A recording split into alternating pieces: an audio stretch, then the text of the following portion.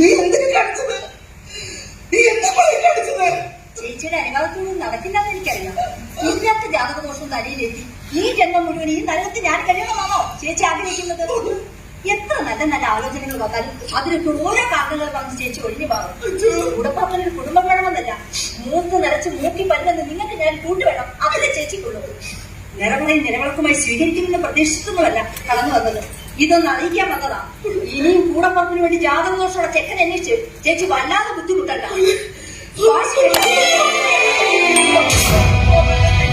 കരളിലൊരു ഇടിനാദമുയരുന്നു, കടലിലൊരു തിരതടർന്നു, സങ്കടവൃക്ഷശിഖരം കരിഞ്ഞു, ശാന്തമാം മാനസം വിങ്ങുന്നു, ഹൃദയമാം കണ്ണാടി പാത്രം തകർന്നു, നെഞ്ചിലെ മൺവിളക്കണഞ്ഞു.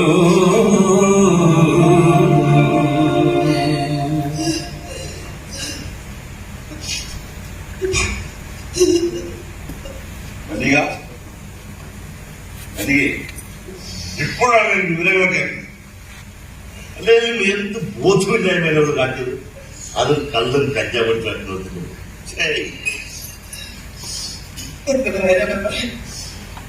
അതിനെ കുറിച്ച് എനിക്ക് അറിയാവുന്ന കാര്യങ്ങളെല്ലാം ഞാൻ പറഞ്ഞിട്ടു. അതൊന്നും മകനിക്കാതെ അവരോടൊപ്പം പോകണ്ടെന്നാണെന്ന് പിന്നെ ഞാനെന്താ ചെയ്യുക? സംഗതി അവർക്ക് 35 കഴിഞ്ഞ പ്രായം. ഈ പ്രായത്തിൽ കല്യാണം എന്നൊക്കെ പറഞ്ഞാൽ അത് സംഭവിച്ചുകൂടായില്ലേ? എന്നാലും വിശക്കുന്നു നിന്ന് കരുതി ആരെങ്കിലും ഭാഷണം കൊടുത്ത് കഴിഞ്ഞു. ആ അതൊക്കെ പറ്റി ഇതെന്താ വലിയ നിലപാട്?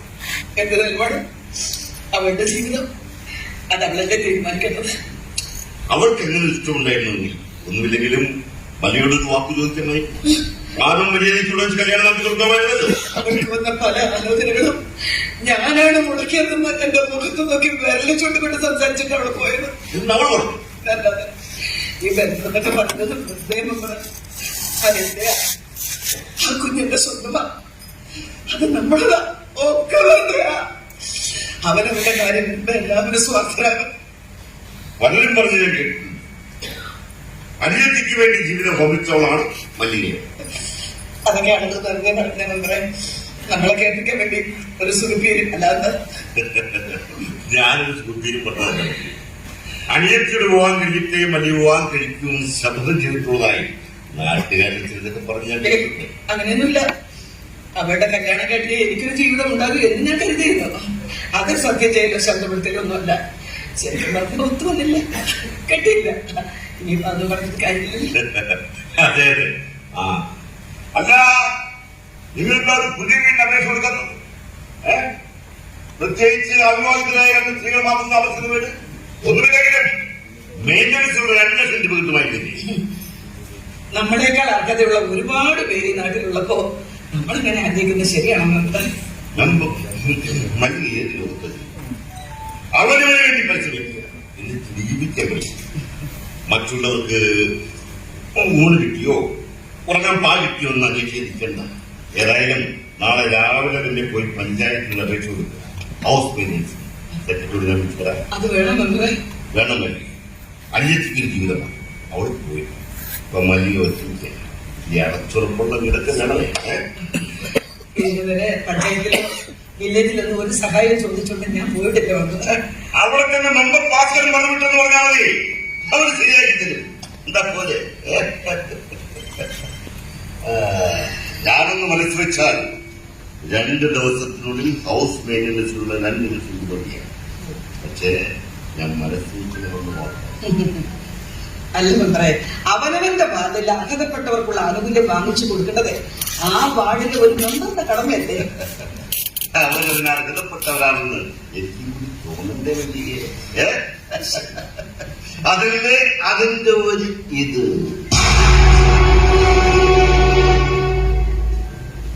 എനിക്കറിയാൻ മതിയോ?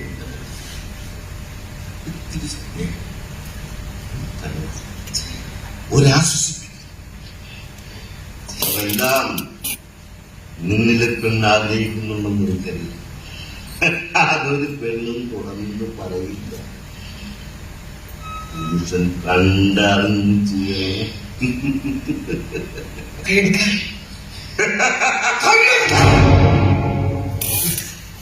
മെമ്പർ ഭാസ്കറിന് മല്ലികയെ ശരിക്കും അറിയാമല്ലോ. അങ്ങനെ ഒരാളിന്റെ സ്നേഹവും തലോടലും ആശ്വസിപ്പിക്കലും ഒക്കെ ആഗ്രഹിച്ചിരുന്നെങ്കിൽ മല്ലികയ്ക്ക് അത് എന്നേ ആവാമായിരുന്നു. അതിന് മെമ്പർ ഇങ്ങനെ നാടകം കളിക്കേണ്ട കാര്യമൊന്നുമില്ല. മാത്രമല്ല നല്ല ഊശീലനാമ്പിളര് മല്ലികയുടെ പിന്നാലെ നടന്നിട്ടുണ്ട്. അന്നൊന്നും അവരോടൊന്നും തോന്നാത്ത ആ ഒരു ഇത് എങ്ങനെയാണോ ആണും പെണ്ണും അല്ലാത്ത തന്നോട് തോന്നുക. തനിക്ക് നിന്നോടോ അതിന്റെ വീട്ടിലെടുത്തില്ലേ? അവർക്കും കാണില്ലേ നിങ്ങൾ ഈ പറഞ്ഞതുപോലുള്ള സ്നേഹവും തലോടലും ആശ്വസിപ്പിക്കലും ഒക്കെ? നാട് നന്നാക്കാൻ ഇറങ്ങിയ പോരെ മെമ്പറെ, ആദ്യം സ്വന്തം വീട് നന്നാക്കാൻ. നിങ്ങളുടെ ഭാര്യ ഒരു സ്ത്രീയല്ലേ, അവർക്കും കാണില്ലേ ആഗ്രഹങ്ങളൊക്കെ? എങ്ങോട്ടാ മെമ്പറെ? നേരായ വെള്ള ഇവിടെ കിടപ്പോട്ട് ഇതിലേ പോകും. ഇത് ഇവിടെ തീർന്നു. മല്ലിക കണക്കൊന്നും ബാക്കി വെക്കാറില്ല. നമ്മൾ വിളിച്ചു പറയുന്ന സത്യത്തെക്കാൾ ഇന്നത്തെ ലോകം വിശ്വസിക്കുന്നത് നമ്മളെ കുറിച്ച് മറ്റുള്ളവർ പറയുന്ന നുണകളാണ്. അതുകൊണ്ട് തന്നെ നമ്മൾ പറയുന്ന ഓരോ വാക്കും മറ്റുള്ളവരുടെ മനസ്സിനെ എത്രമാത്രം വേദനിപ്പിക്കുമെന്ന് അറിഞ്ഞു വേണം അത് പറയാൻ. ഇതിന്റെ പേരിൽ മല്ലികയ്ക്കൊരു പണി കൊടുക്കാമെന്ന് മെമ്പറാണെന്ന് നോക്കില്ല. ഞാൻ വീട്ടിൽ കയറിയാലും പറയുന്നത് മല്ലികയാ, സുഖമിന്റെ മകള് മല്ലിക, തന്തയ്ക്ക് പറഞ്ഞ മല്ലിക, തന്തയ്ക്ക് പറഞ്ഞ മല്ലിക.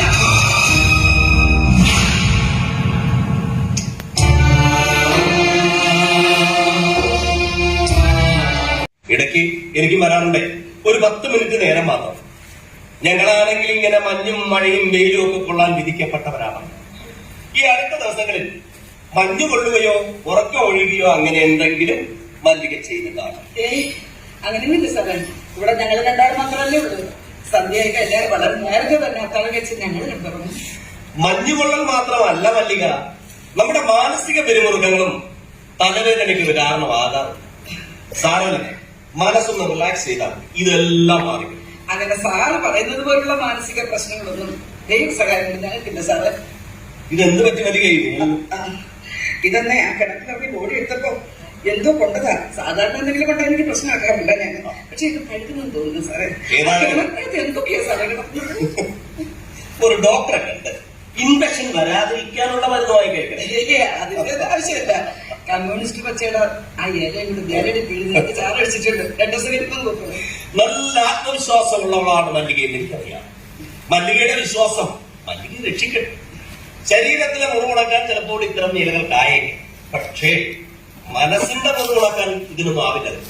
അതിന് പറ്റിയ മരുന്ന് മറവി തന്നെയാണ്. അത് നമുക്ക് എളുപ്പത്തിൽ കഴിയുന്നത് തെളിയിക്കേണ്ടതാണ്. കാലം തെളിയിക്കേണ്ടതാണ്.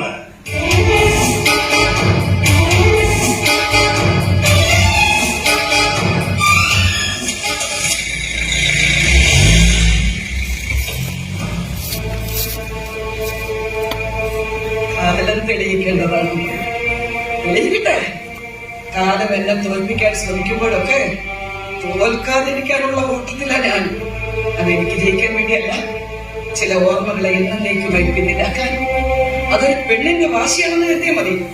എന്തെങ്കിലും എവിടെയെങ്കിലും ഒക്കെ വിജയിക്കണം എന്ന ഒരു പെണ്ണിന്റെ തീരുമാനം. അതെ,